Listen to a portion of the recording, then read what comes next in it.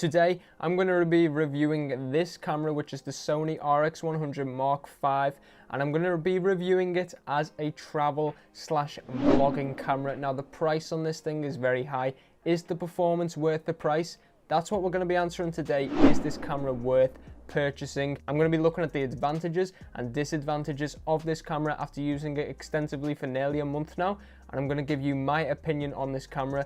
If you are new around here, be sure to drop a like on the video if you find this useful at any point, and if you are new around here, consider subscribing if you are into travel and vlog type videos. Check out my other videos as well if you are new around here, but let's jump into the Sony Rx100 Mark V review. Okay, so as I said, the format for this video is going to be advantages versus disadvantages. I'm currently recording this on my iPhone 7, so if the performance quality of this video isn't great, that will be why. Obviously can't record on this thing, which I normally would, because I'm reviewing it. That's why I'm on the iPhone 7. I'm obviously mic'd up as always, so the performance in terms of the audio should be fine. Let me know on that, by the way.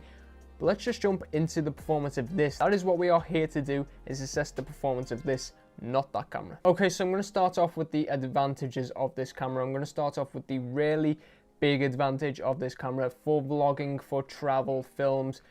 The autofocus on this thing is absolutely incredible. The autofocus is out of this world. You can actually change a setting which makes the autofocus even better. Now, there is actually a setting, as you can see in the first section of the menu. If you go to the page 4 and go down to AF drive speed, I believe it's called, and set it to fast, that will make the autofocus so much faster than it already is, which is pretty impressive, to be fair. Now, the next big thing, which isn't important but it's always nice to have, this camera does record in 4K. Now, obviously you can upload 4K now on YouTube. Not everyone uses it. I don't, but it is a nice feature to have. Whilst it does drain the battery, which I will come on to in a moment, 4K is a huge thing to have in a camera that is this small. It's a really big feature, and the performance, the quality, everything is absolutely perfect. Now, another big thing with this camera is it has a built-in ND filter. Now, if you don't know what an ND filter is,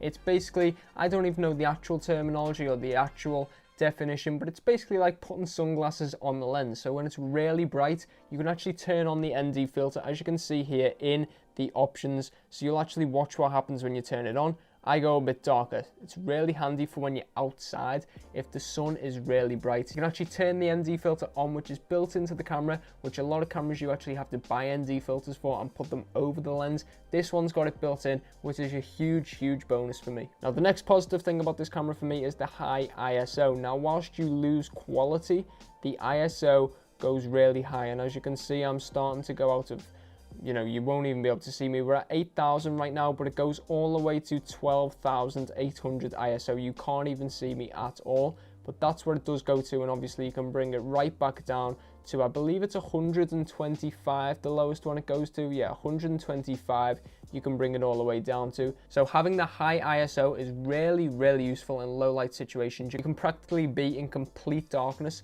and this thing works an absolute treat. Now, a huge thing for me is the flip screen. If you are a vlogger, you want to be able to see what is in your frame when you have the camera pointing at you. It's a huge thing to have. Now, all the other cameras that are in this range for vlogging all have it, but why is it so important?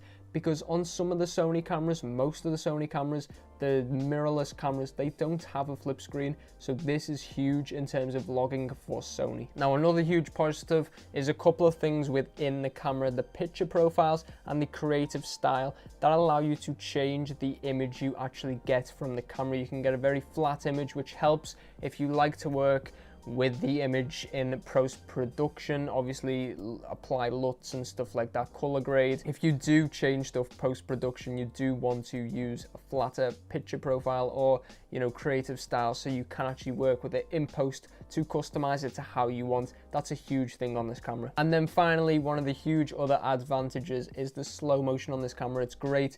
You can obviously just shoot at 60 FPS and slow it down 40% to get it to 24 FPS, but this also shoots 120, 240, and I believe it goes all the way up to 960 FPS, which obviously you lose quality if you go up to the height, but even having 120, 240, they are really useful. Not that I've used it that much yet, but just to have that feature really does help, especially if you're making some kind of movie. Now obviously there's a lot more advantages to this camera, but small things, they are the main things for vlogging.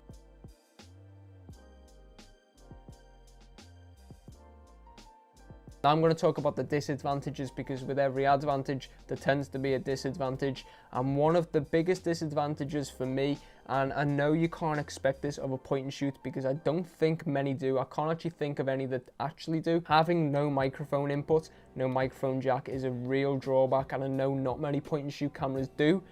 I can't actually think of any that do. I certainly know that the G7X doesn't, but I think point and shoot cameras for vlogs would be incredible if they had a microphone jack. That's why I've got these little stupid fairy things on top, and I know that they are incredibly out of proportion. This one covers the microphone perfectly. This one I cut far too big, and I've just not been bothered to trim it down, so it does look a bit lopsided, but it does the job.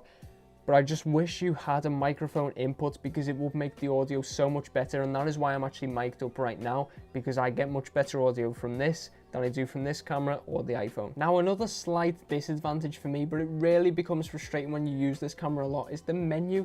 It's so confusing. It's not confusing, it's just complicated. It just takes time. It's so time consuming. There's 6 options at the top, as you can see, so you can scroll through all 6 of these, but then on each of them single options there's like 6 other sub options, and then loads of little drop down things that you can go through. The amount of settings on this camera, it obviously means that it's a good camera, that you can change so much, but I just wish they made it more simpler for this basic things. Some of the basic things that you've got to try and find, like you've got to search through so many menus just to find certain things.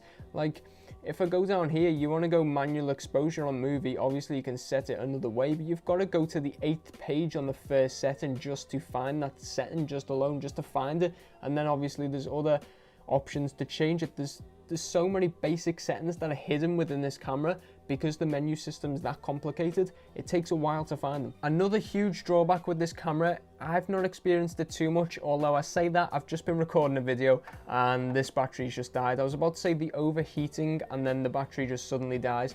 This was on half full, you know, the battery was perfectly fine, and the next minute I just got an overheating warning and the camera shut down halfway through a video, so that was very nice. I've not really had that problem. It tends to happen when you're recording in 4K.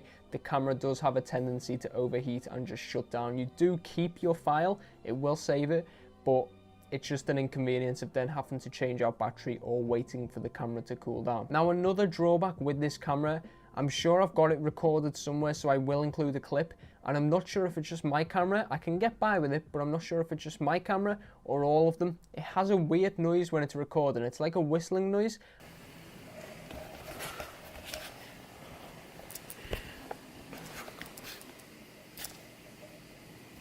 And that's why I've mic'd up, because I can use this microphone when I'm indoors to actually record, and then when you're outdoors you don't notice it because there is other background noises going on. There's cars, there's, you know, all kinds of noise, so you don't actually notice it when you're outdoors vlogging or recording anything. But when you're indoors doing a video like this, you need to be mic'd up, or you need some kind of external audio, because that whistling noise can actually start to override, because it's coming from within the camera, so it's obviously getting picked up more by the microphone because it's also within the camera than my voice, so it does start to override it, which is a bit of a problem with this camera. The final actual problem for me is the batteries. Now I've bought a spare battery, there's obviously one in the camera and I've bought a spare one. 2 at the moment's enough. I'm probably going to get another one before I go on some of the trips to Paris and so on later this year, just so I've got 3 just to make sure, which is kind of crazy. But the thing that annoys me, you don't actually get a battery pack to charge your phone, and I've not got one, so I can't even describe it, but you can't put your battery into a pack and plug it into a socket and charge it. You have to charge the battery whilst it's inside the camera. That frustrates the life out of me, because what if I want to charge the next battery so when the one in the camera dies, I can swap it over? It's a real drawback, and you've got to actually buy a battery pack to do so. You can buy a cheaper one for about £15, or you can buy the official Sony one, which is like £45. So it's just a money-making scheme, but most cameras should include a battery pack, in my opinion. Now, they are the disadvantages in terms of how I use this camera. I'm sure there's a ton of other disadvantages, a ton of other advantages that I've not even, discovered, because I don't use this camera extensively. I simply use it to record video and take some photos from time to time. So it does what I want. Is it worth the price tag, which is the main thing about this video? This price tag on this camera, I've not mentioned it till now, is £949. Obviously you can get it through other places a bit cheaper. They have sales on, they have cashback offers where you can get like £100 cashback. I don't think this camera is worth £949. One thing I do think, it is the best in my opinion. I have tested the G7X and other competitors. I have used them quite extensively, and I do feel this is the best camera in that range, the point and shoot for vlogging. I do believe this is the best, but I don't think it justifies the price tag.